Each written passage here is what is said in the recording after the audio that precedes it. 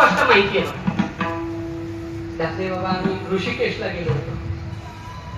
संस्थेच्या शताब्दी वर्षामध्ये ऋषिकेशला शताब्दी उत्सव झाला होता. त्यावेळेला येता येता आम्ही सरळ शुकतीर्थावर आलो होतो आणि राजेंद्र दासजींची तिथं 1 महिन्याची कथा सुरू होती आणि आम्ही गेलो त्या दिवशी योगायोगानं व्रतचतुश्लोकीचं चिंतन सुरू होतं भागवतामध्ये. आणि तिथं सांगताना महाराजांनी स्वामीजींनी सांगितलेलं मला एक शब्द आठवतो. स्वामीजी म्हणे आमच्या देवाला जास्त काही कळत नाही, देवाला एकच कळतं, जसं दिलंय तसंच महाराजी द्या.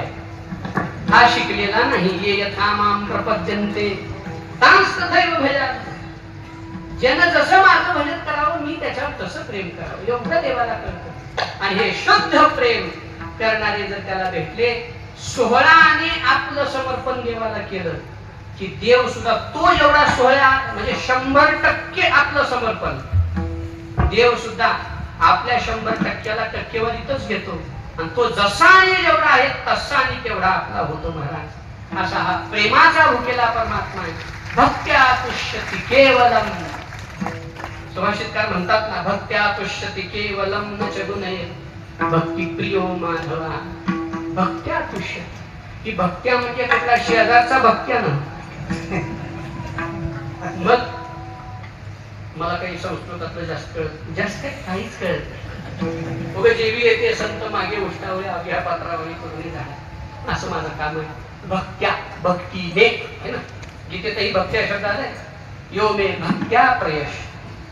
भक्ती भावानं हा परमात्मा संतुष्ट होतो. भक्त्या तुष्यति केवलम. पुढं न च गुणैः. गुणानं संतुष्ट होत नाही म्हणून देवाजवळ जाऊन गुण दाखवू नये. गुण दाखवायला जाऊन खरे गुण आपले देवाला कळतात. त्याच्यामुळे देवा आम्ही असेच आहोत असं म्हणून आपले दोष देवा पुढे प्रगट करावे. परमात्मा नक्की कृपा करतो.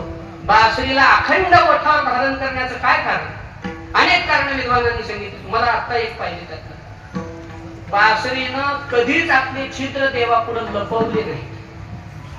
लपवले.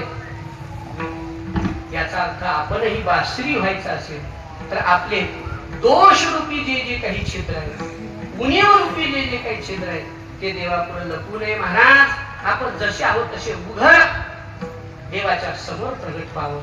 परमात्मा त्याच्यातून सुंदर स्वर बाहेर काढल्याशिवाय राहत नाही. मला सांगायचं गोपाळांनी हे केलं, वारकऱ्यांनी हे केलं, या संत महापुरुषांनी ज्ञानोबा तुकाराम संतांनी हे केलं.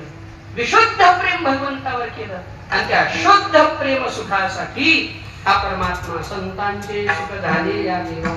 मग या सुखासाठी हा परमात्मा करतो काय? मनोनी सेवा करी त्यांचे. म्हणून हा परमात्मा या संतांची सेवा करतो. सेवा करतो की नाही? मी न लागता कोणाची कवडी, अर्जुनाची भूतसे घोडी, धर्माधरी उच्चिष्ट काही, मला आवडी प्रेमाची, मला प्रेमाची अति आवडी. नाथ महाराज सांगतात, मज प्रेमाची अति आवडी, ते लोकेशनालाज दवडी, महत्वाच्या विसरवी कोडी, त्यांच्या सेवेची गोडी मज लागी. त्या भक्तांच्या सेवेचं प्रेम माझ्या आवड माझ्या अंतःकरणात आहे म्हणून मी माझं देव पण सुद्धा विसरतो. विसरवणी देवपणा, उभा पण हरीचा राणा, विटोनी निर्गुणा रूप धरी दे गोजिरे. असं खूप वेळ होईल इथं जातात. झालाच ना थांबायचं काय राहिलं पण तरी पुढे चालतो. म्हणून महाराज सांगतात मनोनी सेवा करी त्यांची. कोणत्या कोणत्या संतांची सेवा देवाने केली? एक फक्त मला थोडस बोलायचं आहे. देव भक्ताची सेवा करतो म्हणजे काय? सांभाळ करतो असाच अर्थ होईल ना. मग सांभाळ तर सगळ्या जगाचाच करतो की परमात्मा. त्यात संतांचा सांभाळ करतो त्यात काय विशेष आहे? गतीर भरता वचनातून बोलत असताना भगवंतांनी जगाचा सांभाळ करतो असाच अर्थ आहे ना. पोषितो जगासी विश्वंभरती. विश्वाचं भरण पोषण करणारे म्हणून तो विश्वंभर आहे. मग प्रश्न असा आहे, जगाचंही पालन पोषण करतो संतांचंही पालन पोषण करतो. फरक काय? फरक गीतेतच लगेच देवाने दिला. भरताच्या पुढे कोणतं वचन आहे? गतीही भरता प्रभू.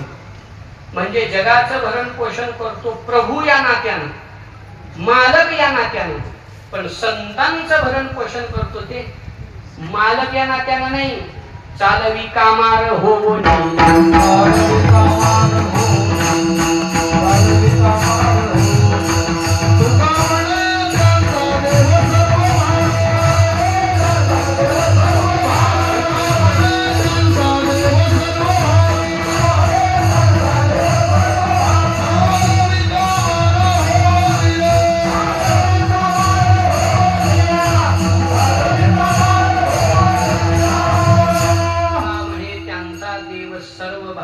चालवी कामार होनिया भक्तांचा कामार सेवक होऊन चालवतो म्हणून तुकोबाराय म्हणतात म्हणून सेवा करे त्यांची सेवा भक्तांची करतो. कोणाची सेवा केली इतिहास आपल्या सगळ्यांना ज्ञात आहे.